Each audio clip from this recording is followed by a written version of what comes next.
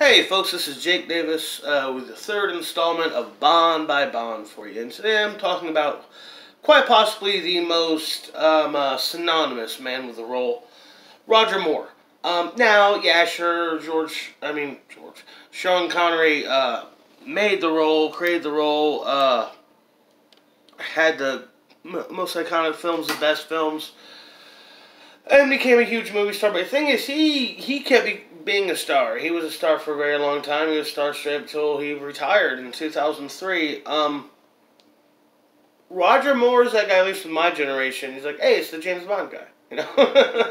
But yeah, Roger Moore. You know, we're getting to the man who put in more time, more film work than Bond in the main franchise than anybody else. And up until very recently, until now, with Daniel Craig, had spent the most time with the role. So let's go over George. Get him with George, man. We're done, George. We're past George. We're on Raj now. Roger Moore, man. Roger Moore, the first Bond film was Live and Let Die in 1972, which I gotta say is my favorite Roger Moore movie, man. It's probably my top 5 Bond films all around. It's a really cool movie. It's a very, very fun film. The Jamaican setting is just beautiful. It's absolutely beautiful. Wait, no, not... What's Jamaica? Was it Jamaica? Oh my god. Ignore that. But the setting is beautiful photography, a beautiful country. I don't know what I'm saying now that they shot it in New Orleans. Damn it. Because I know they did Dr. No was Jamaica, but I'm pretty sure there's Jamaican sequence in this film. I know he goes to Harlem at one point. But that's the problem now with Roger Moore movies. Now we're getting to the problem where the movies kind of bleed together. And where they also, at the same time, they're no longer trend-setting, they're trend-following. Like Right Away, Live and Let Die, it is very much, capitalizes on the rise of black exploitation movies, such as Shaft, which is... love me some Shaft. I can't go wrong. Anyhow, that John Shaft is just a bad motherfucker. Anyhow, great. I mean, Live and Let Die is a great movie, though. Probably, if not the most iconic theme song from the whole franchise. Great performance by the great Yaphet Kotto as Mr. Big, man. And also, one of the best Bond babes of all time, man. Jane Seymour as Solitaire. She's terrific in that. As, not the first major black female character to be, which I think was Bunny or Thumper, one of them, in Diamonds Are Forever. One of the girls was Bunny, one was Thumper. I think Bunny was the black girl. But this has a black Bond babe, a black girl who hooks up with Bond, and being the first girl in the Bond movie, of course she gets killed. The first babe always dies. It's a Bond movie rule. Anyhow, yeah, it's great. It's a fun movie. It's easily the most memorable. But I still can't remember where they shot it. It's pissing me off now. It really is, man, because that's a fun movie. The bit where he runs across the alligators to get out of the pit. Oh, my God. Anyhow, then we had The Man with the Golden Gun, which I can barely remember anything about from that movie. Christopher Lee is the villain. He's the man with the golden gun. There's Tattoo is his henchman. He has a golden gun, has a third nipple, and his own private island. And they had a pretty decent theme song, I seem to remember. And I know the climax involved like a gentleman's duel between Bond and the man with the golden gun, and it's with him locking Tattoo in a bird cage. Fucking prick, bigot. Anyhow. Next up was The Spy Who Loved Me, which actually definitely one of the most famous Bond songs, again, you know, with Nobody Does It Better. This was the introduction of Jaws. And I just really remember this one being hard for me to get through as a kid, because we're full-fledged ignoring Fleming by this point. We know Fleming who, in a lot of ways. And of course, the title ended up being famously parodied for the famous Austin Powers sequel, which I may do a retro review for one day. I may. Those are some stupid fucking movies. Oh my god, 3 movies. Every one of them has the same jokes. It's the same movie 3 times in a row. Because it is solely for if you like Mike Myers a lot. And apparently nobody really did. Because once he was Shrek, I was like, alright, we just want to see it with Shrek now. Next up was Moonraker. And Moonraker is probably the most unfortunate of the Roger Moore movies as far as the potential of it. Because it's my understanding that Fleming personally loved his novel, Moonraker. It was the first time he dealt with a truly megalomaniacal villain in Hugo Drax. The story took place, I believe, almost solely in England. And it was the first time he got to use one of his kind of silly nicknames for nukes, like Moonraker and Thunderball. Both were code names for nuclear bombs. That's when Skyfall was coming out. I actually thought that's what Skyfall was going to be. It's going to be a new code name for a nuke.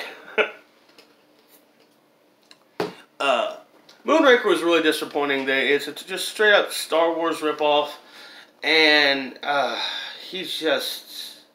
they waste Hugo Drax, and they bring Jaws back just to kind of make him a good guy. Moonraker's a disappointing movie all around. Then we get to, and I'm not sure, but that may be the one that ends with the stand-in of Margaret Thatcher.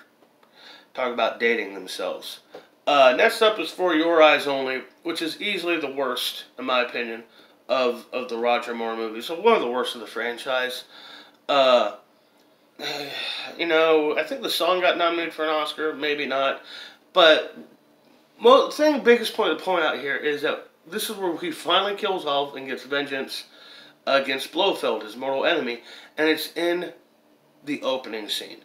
Not even the opening sequence. It's the scene before the top credits. So it's completely unconnected to the rest of the story of the film. And just waste. Just pure waste. Just imagine a movie if you tune into a Batman movie and Joker dies before the title. What the fuck? It's bad. It's just a bad idea. It was a bad movie. It's a bad movie. And of all the Bond movies, I think it's one of the few that I've only been able to get to once. Octopussy. What a filthy title that is. Octopussy actually isn't that bad. It came out the same year as Never Say Never Again. So it was actually in competition with an unofficial Bond film that had Sean Connery. So that's kind of cool that both Sean Connery and Roger Moore did a Bond movie the same year.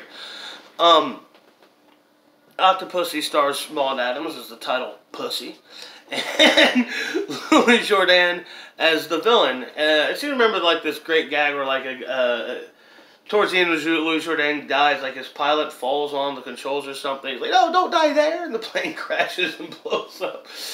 I remember having some cool effects. Had a pretty cool circus time thing, which I always like. An awesome chase on a train.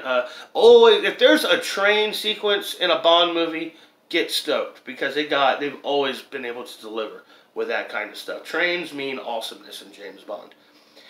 And then there was A View to a Kill. View to a Kill is trash. It's utter rubbish. It's total garbage. 3 words that mean the same thing. So yeah, that's what it is. It's compost. It was not a good movie. Grace Jones is a Bond babe now. It's like, okay. Hello, gorgeous. Hey, what are you doing? Put some clothes. Hi. Hello. Come. Hi. No, say something else. What you got? Hello. Say goodbye. Goodbye. Shut my door. Goodbye. Shut the door.